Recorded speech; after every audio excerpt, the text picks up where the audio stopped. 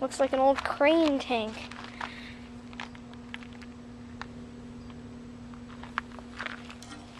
There's a handle, but all the parts on the inside are missing. There's a sticker on the side. Yes, there is.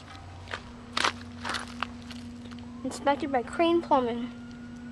Looks like TP per. No, what's that say?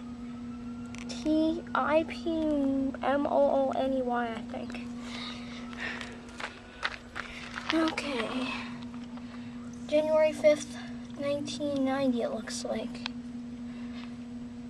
Yeah, looks like 1990. No fill valve or flapper, just a handle.